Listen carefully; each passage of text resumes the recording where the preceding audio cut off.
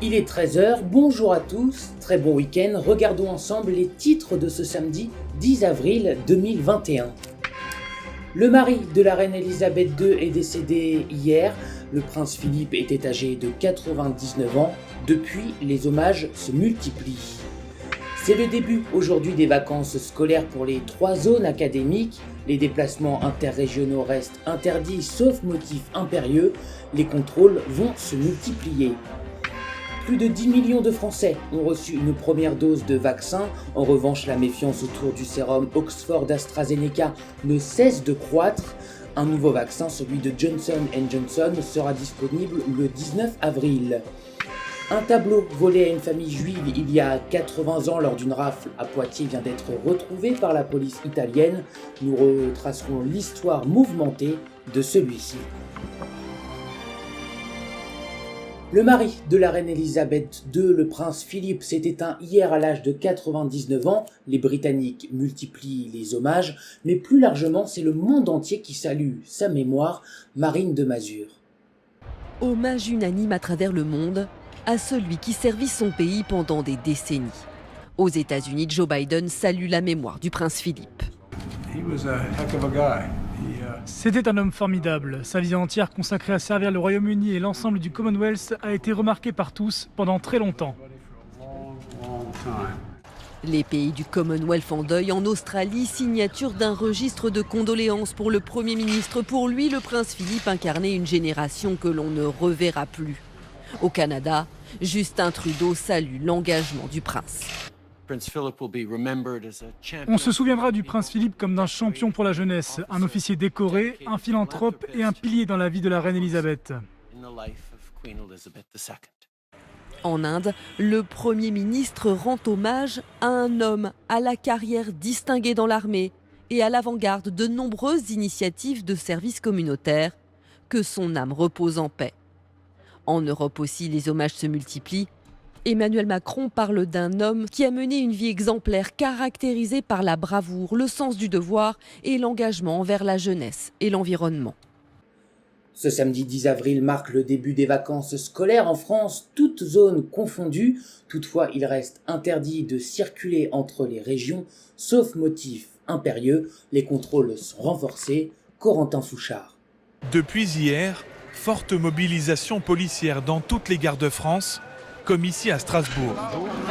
Début des vacances de Pâques, avec l'objectif pour les policiers de faire respecter l'interdiction de se déplacer au-delà de 10 km de chez soi. Avec la hausse de l'affluence en gare, les contrôles se multiplient ce week-end.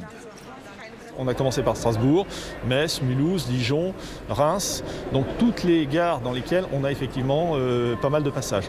Donc là, ça coïncide évidemment avec la modification des dates de vacances, donc on a du monde. Fini la tolérance accordée lors du week-end de Pâques, notamment au départ de Paris. Depuis le 6 avril, il n'est plus possible d'effectuer des déplacements interrégionaux, sauf motif impérieux et avec une attestation. L'ensemble des personnes qui vont quitter Paris ce soir devront avoir un motif légitime pour le faire et nous présenter une attestation de déplacement dérogatoire. Vu que nous sommes sur des départs grandes lignes, il sera impossible pour eux de quitter la région parisienne étant à plus de 10 km de leur domicile. Une vigilance renforcée de la part des policiers pour intercepter les voyageurs qui tenteraient de braver les interdits. Plus de 10 millions de Français ont reçu une première dose de vaccin. Avant-hier, un demi-million de doses ont été administrées. C'est un record, mais la campagne de vaccination va encore s'accélérer. Léopold Audebert et Myriam Nguenour. Des semaines que Janine Fromentin, retraitée, attendait sa première injection. C'est désormais chose faite grâce à ce centre de la Baule. Elle est aujourd'hui soulagée. J'ai même appelé la mairie pour savoir. Donc ils ne pouvaient rien faire. Il y avait pas de, on nous disait qu'il y avait de la place, il fallait chercher. Et puis hop, dès qu'il n'y avait plus rien, quoi. En raison de tout, du nombre de personnes, tout était sans doute pris. Comme elle, jusqu'à 300 personnes viennent se faire vacciner ici chaque jour. Pour faire face à un engouement de plus en plus fort, le centre a dû s'organiser. Le centre a quasiment triplé sa capacité. Et continue de monter en puissance, ce qui nécessite bien entendu une organisation à la fois humaine et matérielle optimale. Toujours en Loire-Atlantique, cet autre centre à Saint-Nazaire s'est lui fixé un objectif précis, vacciner 4000 personnes chaque semaine. Un appel est lancé pour trouver du personnel médical en renfort. Je vous le disais, la campagne de vaccination doit accélérer ces prochains jours, mais la méfiance autour du vaccin Oxford-AstraZeneca grandit. Muriel Rousselin. Depuis hier, cette salle de concert à Madrid est transformée en centre de vaccination géant. Toutes ces personnes, entre 60 et 65 ans, viennent recevoir leur première dose de vaccin AstraZeneca, mais certains sont méfiants. J'aurais préféré Pfizer parce qu'AstraZeneca me fait peur, bien sûr. J'ai une thrombose, je prends des anticoagulants et j'ai peur, mais bon, je me fais vacciner parce que je dois le faire. L'Agence européenne des médicaments rappelle que les bénéfices du vaccin AstraZeneca l'emportent sur les risques. Elle continue quand même ses investigations. Elle enquête aussi sur le vaccin Janssen du géant américain Johnson & Johnson. Il pourrait y avoir des liens entre ce dernier et la formation de caillots sanguins après que 4 cas ont été rapportés, dont un mortel.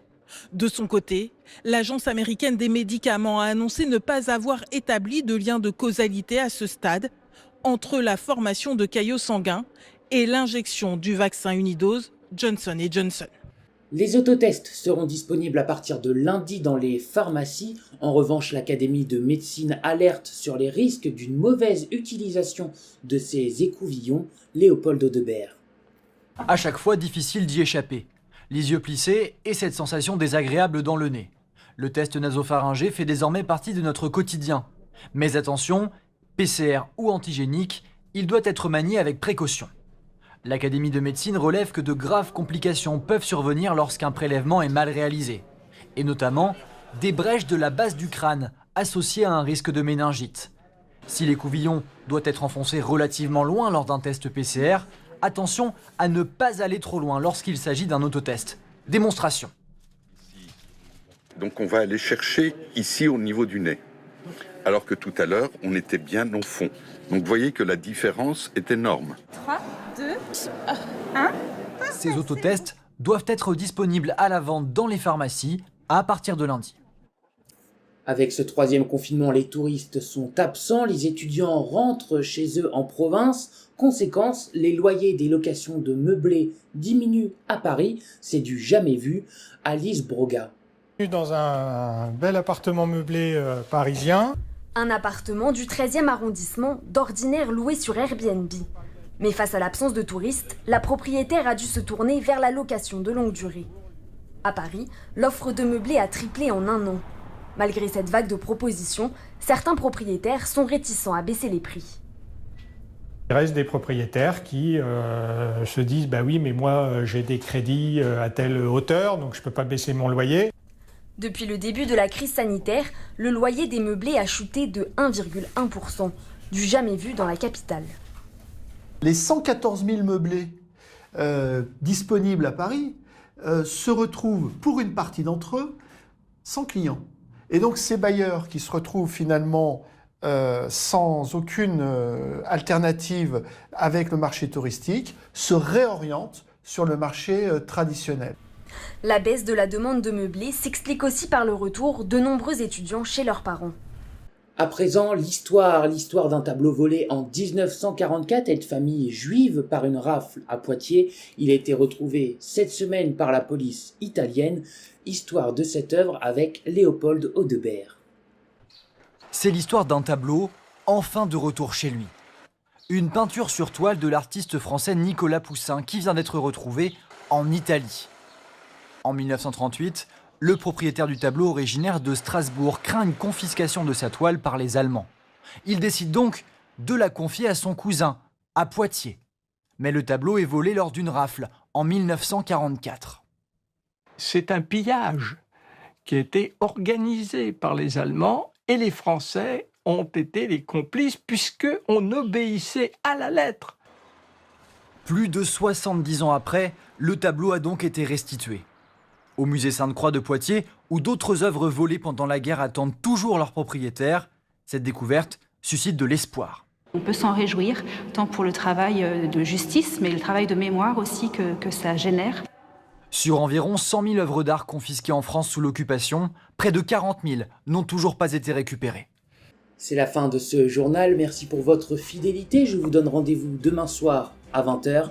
Très bel après-midi à tous, à demain.